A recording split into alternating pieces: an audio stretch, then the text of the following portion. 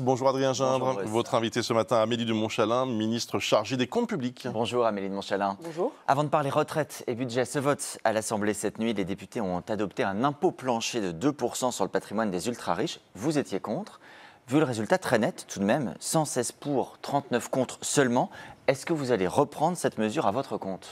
Alors, d'abord, c'était un débat, je tiens à le dire, qui était un débat intéressant, parce qu'il y a deux visions économiques qui se sont affrontées d'une certaine manière. Nous, le gouvernement, on était contre cette mesure, mais je tiens à rassurer les Français, on n'est pas contre le fait que les gens, tous dans notre pays, quels que soient leurs revenus, payent leurs impôts. L'approche qu'on a, c'est de dire qu'il est essentiel que les impôts qui existent soient payés pleinement par tous, y compris quand on a des très hauts revenus ou des très hauts patrimoines. Et donc, mon combat, et le travail que nous menons avec Éric Lombard, sous l'autorité du Premier ministre qui s'est engagé sur ce sujet, c'est comment on évite la suroptimisation et le contournement de l'impôt. Enfin, sauf que, pardon, normalement, ce n'est pas optionnel l'impôt. C'est pas, bien sûr. Il y a des impôts que je veux bien payer et des impôts que je ne veux pas payer. Que, si le Parlement décide d'un impôt, il s'applique aux contribuables. Pour que le Parlement décide d'un impôt, vous savez qu'il y a l'Assemblée, il y a le Sénat, ça reviendra à l'Assemblée. Donc là, c'est le début d'un processus. Moi, je vous donne mes arguments. Il est important, et nous allons travailler dans 2 mois, on a des économistes, des juristes qui vont présenter des mesures que nous leur demandons de regarder avec nous sur la manière dont on s'assure qu'il n'y a pas de suroptimisation et de contournement. Mais le président de la République avait dit, le président de la République avait dit aux patrons, soyez patriotes. Ça ne s'applique pas aux ultra-riches, on ne peut pas dire aux ultra-riches, soyez patriotes et payez ces 2%. C'est précisément ce que je vous dis. Être patriote, c'est ne pas utiliser des mécanismes légaux de contournement. Nous, on va prendre les mesures pour que ces contournements cessent. J'étais contre cette mesure pour une raison très simple. C'est qu'aujourd'hui, les entrepreneurs de notre pays nous disent on voulait de la stabilité politique. Elle est retrouvée. Cette stabilité politique, elle doit aller avec une stabilité économique et fiscale. Et la stabilité fiscale, ce n'est pas de créer des nouveaux impôts, c'est de s'assurer que les impôts qui existent, vous savez qu'ils sont très élevés en France par rapport au reste du monde. Non à celui-là, mais il y aura autre chose. Il y aura des mécanismes pour nous assurer que ceux qui contournent sciemment l'impôt, qui ne payent pas d'impôts sur des revenus qui sont par ailleurs thésaurisés, qui créent des rentes, eh bien que la rente soit taxée. Ça, c'est un engagement. Donc rendez-vous parce plus que tard. Les contournements d'impôts, ce n'est pas efficace, ce n'est pas citoyen, et donc c'est contre ça qu'on va... voilà. Mais la mesure d'hier, elle aurait une conséquence très grave pour notre pays, c'est que l'investissement, l'entrepreneuriat, la croissance des entreprises qu'on cherche à promouvoir parce que c'est bon pour les Français, parce que c'est de l'emploi et parce que c'est des richesses pour nous tous, eh bien, elle serait amoindrie, et ça, c'est pas tolérable. La Cour des comptes a rendu hier son rapport sur l'état des déficits des retraites. Bon, elle a écarté tous les chiffres de François Bayrou, c'est très clair. Les syndicats, eux, ont redit à la sortie de la présentation qu'ils refusaient toujours que l'âge légal de départ à la retraite soit porté à 64 ans. C'est ce que prévoit la réforme actuelle. Est-ce que vous pourriez accepter un retour aux 62 ans, ce qui était la règle précédente? D'abord, je pense que la bonne nouvelle, et c'est une grande nouvelle pour notre pays, pour notre démocratie, c'est que nous avons désormais une photo claire, partagée, indiscutable de la situation. Vous savez qu'il y a 42 régimes de retraite. Vous savez que depuis des décennies, quand on a mis le sujet des retraites à l'Assemblée nationale ou au Parlement, ça a toujours fini dans des très grandes tensions et dans une très grande incompréhension. Donc la bonne nouvelle, c'est qu'on a une photo. Encore une fois, qui était passée du Premier ministre. La Cour des comptes fait aussi quelque chose de très important, c'est qu'elle montre sur tous les paramètres, l'âge, la durée de cotisation, le taux de cotisation, combien à chaque fois, si on bouge les choses, combien ça rapporte ou combien ça coûte. Et vous ne me répondez pas. Je vous réponds. Comment le Premier ministre a décidé de travailler sur ce sujet? C'est qu'on fasse le diagnostic, qu'ensuite les partenaires sociaux, et moi je crois fondamentalement au dialogue social. Mais il n'y a pas de ligne rouge, c'est-à-dire que 62 ans, si les partenaires sociaux vous disent on fait 62 ans, vous dites d'accord. Il y a un cadre financier clair. La Cour des comptes nous dit quoi? Si nous ne faisons rien, si nous en restons là où nous en sommes, il y a 15 milliards de déficit en 2035. Il y aura même 30 milliards de déficit en 2045. Donc le cadre est fixé. On ne peut pas avoir plus de déficit, et je pense que tout le monde voit bien que le sujet, c'est d'avoir moins de déficit. Maintenant, qui a la solution? Ce sont ceux qui connaissent le monde du travail, les syndicats. Ce sont ceux qui connaissent le monde de l'entreprise, de la compétitivité, ce sont eux qui vont discuter en l'occurrence. Le patronat. Et donc notre méthode, c'est un diagnostic partagé, sur la table, transparent. C'est du temps pour que les partenaires sociaux à qui on fait une pleine confiance, travaillent.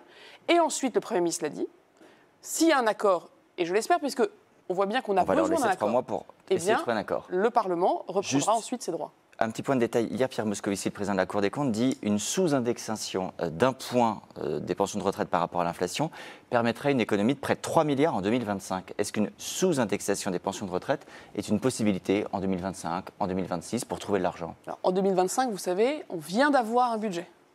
La sous-indexation des retraites n'est pas dans le budget. Ça a fait l'objet avant que je sois Donc il ne se ministre. passera plus rien cette année. Donc, Et l'année prochaine? Pour 2025, ça s'appelle la stabilité, là aussi. Quand on a un budget, on l'applique. Ensuite, j'y reviens. Si on dit que ce sont les partenaires sociaux qui peuvent avoir la solution, pourquoi on le dit? Parce que les Français, ils nous demandent qu'on se mette d'accord.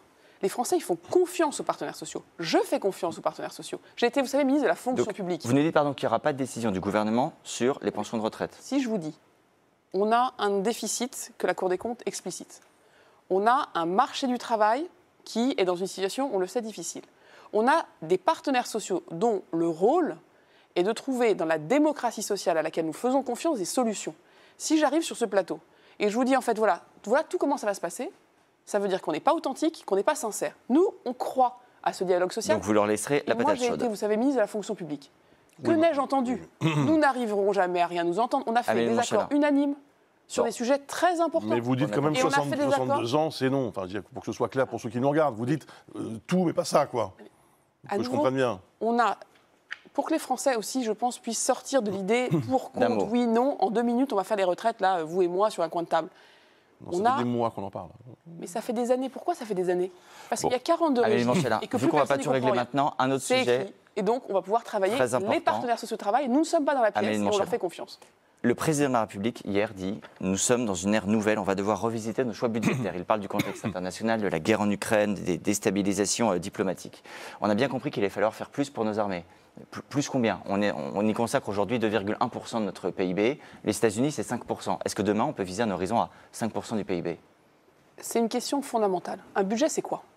C'est pas un tableau de chiffres où on fait rentrer aux chausse-pieds les milliards et les millions pour qu'à la C'est fin, quand ça même marche. quelques milliards, hein, le budget des armées. Un budget, c'est une suite de choix démocratiques. Donc, est-ce que le choix du gouvernement, Et c'est donc, d'augmenter le budget des armées Le président, significativement? il est dans son rôle de chef des armées, il est dans son rôle de garant des intérêts fondamentaux de la nation. Il nous dit quoi? Il dit que le monde change.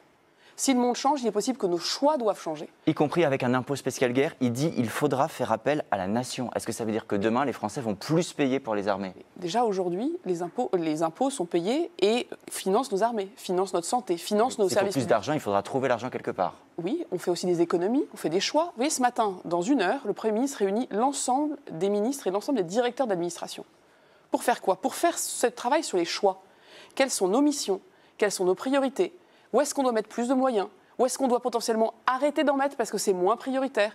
Et donc, ce que je vous dis là, c'est qu'il est très positif dans notre pays que la méthode qu'on est aujourd'hui, parce qu'on n'a pas de majorité absolue, ce soit une méthode de transparence. Le monde change, le président explique que nous avons potentiellement devant nous des choix nouveaux à faire. Le Premier ministre réunit les directeurs d'administration, tous les ministres, pour que nous fassions les choses dans le bon sens. Pas la charrue avant les bœufs, pas les milliards avant les priorités. Et donc, dans le monde qui est très anxiogène, où potentiellement notre existence, notre sécurité est en jeu, vous savez, dans le budget 2025, on n'a pas raboté l'ordre public et le ministère de l'Intérieur. On n'a pas raboté La question, la c'était de défense faire et le plus, régalien. Amélie de Montchalin. Oui, mais déjà, ce qu'on veut on a dire, compris c'est qu'on qu'on n'aurait a pas fait la des réponse choix. aujourd'hui. On a fait des choix, on a une guerre à quelques milliers de kilomètres de la France, et donc on a déjà fait ces choix. Bien. Et évidemment, la nation fera des choix pour Merci. protéger l'essentiel et nos intérêts fondamentaux. Merci Amélie de Montchalin, merci Adrien.